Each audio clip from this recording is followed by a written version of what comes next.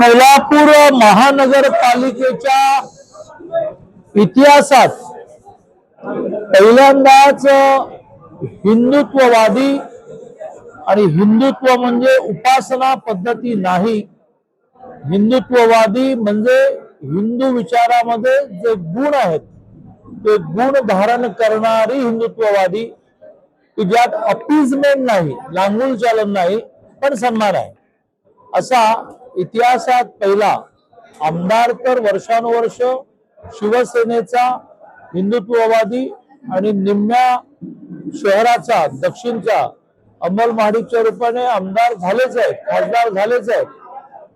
पण महानगरपालिकेत महापौर होणं बाकी होतं. आणि आज आम्हा सगळ्या हिंदुत्ववादी संघटनांना प्रचंड आनंद होतो आहे की भारतीय जनता पार्टीचा महायुतीचा ब्रँडेड महापौर झाला, रूपाराणी निकम ह्या महापौर झाल्या. उपमहापौर हा शिवसेनेनेच एका अर्थाने पुरस्कृत केलेला जनसुराज्याचा अक्षयजनक झाला. त्याबद्दल आम्हाला आनंद आहे. एका अनंत खासबागदार नावाच्या आर्टिस्टने आजचं डिझाईन करताना कर्नल शंकरराव निकम ते रूपाराणी निकम असं एक खूप सुंदर वाक्य कॉइन केलं. कर्नल शंकरराव निकम हे फारच कमी लोकांना माहिती आहे, परंतु सुरुवातीच्या काळातली बीजेपी रुजवण्यामध्ये कर्नल शंकरराव निकमांचं मोठं स्थान. तर त्याने आठवणीने वाक्य कॉइन केलं, कर्नल शंकरराव निकम ते रूपाराणी निकम. हा एक मोठा प्रवास आहे.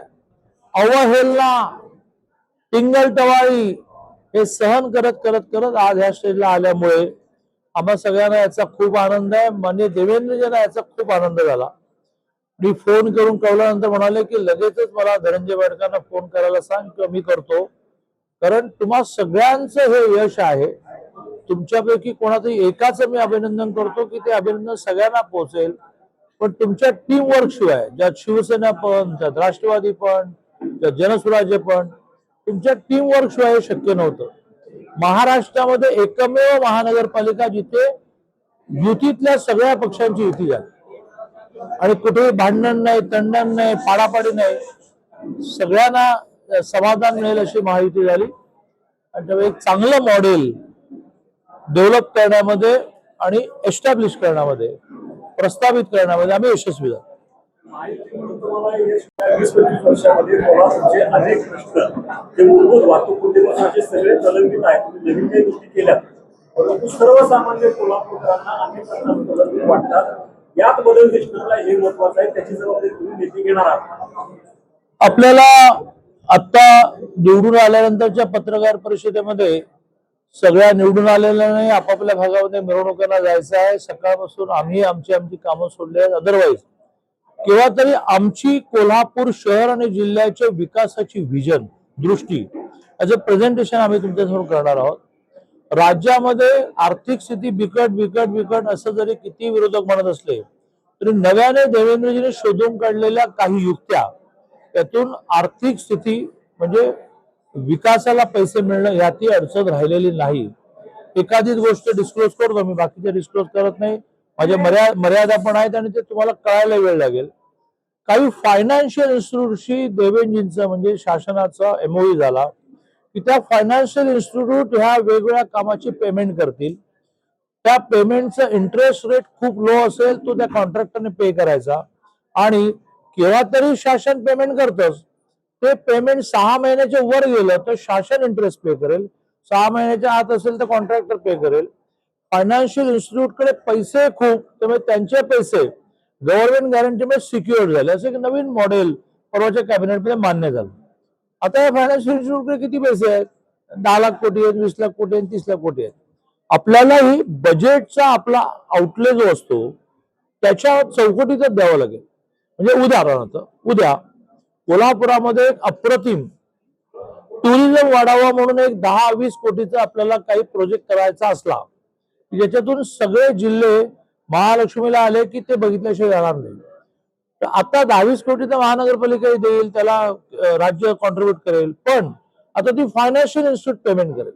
It will be the try party agreement आणि त्या फायनान्शियल इन्स्टिट्यूटला 6 महिने तो कॉन्ट्रॅक्टर पेमेंट करेल, 6 महिन्याचं गव्हर्नमेंट पेमेंट करेल, गव्हर्नमेंट पेमेंट करावं लागू नये इंटरेस्ट, म्हणून 6 महिन्याच्या आत पेमेंट देऊन मोकळं होईल. आता शासनाचा जीएसटी खूप वाढला, ज्याचा 50% आपल्याला मिळतो. केंद्राने आपल्याला 41% 41% आपण दिलेल्या टॅक्सचं रिपेमेंट सुरू केलं, इन्कम टॅक्स वगैरे.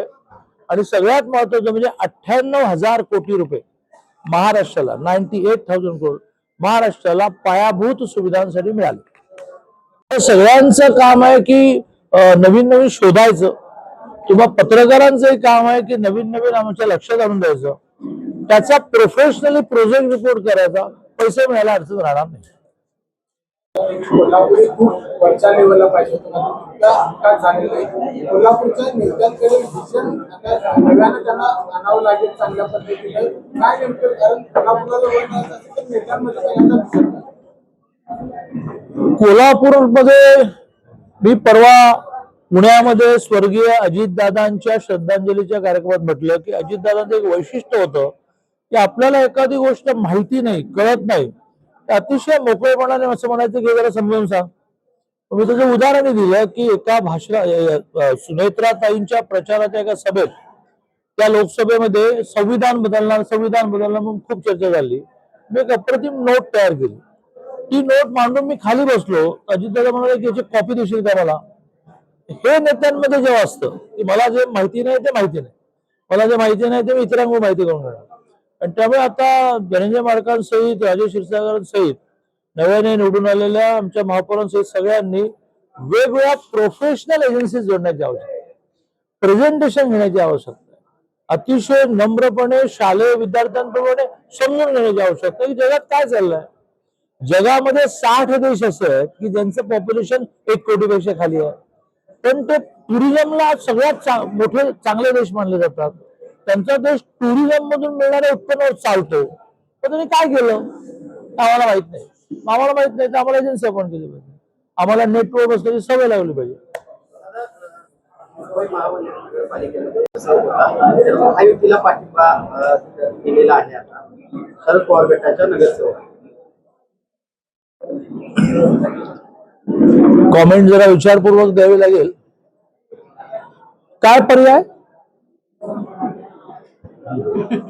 ठाकरे गटासोबत निवडणूक लढवले होते. मी काय म्हटलं, काय पर्याय. तिकडे सांगलीला 39 बीजेपीचे आले, अजितदादांचे 16 मिळाले, 55 झाले, शिवसेनेचे जाऊन 57 झाले. मग शरद पवारांचे जे 3 आहेत त्यांनी स्वाभाविकपणे असं म्हटलं की आम्हाला विकास करायचा आहे, विकासात जर आम्हाला झुकतं माप द्या. त्यामुळे जरी माझ्या कॉमेंटमध्ये काय पर्याय याच्यात थोडस चिमटा असला तरी काय पर्यायाचा अर्थ असा की ते ज्यांच्या जीवावर निवडून आले त्यांना विकास निधी देणार कोण, मग त्याला सत्तेवर राहावंच लागेल.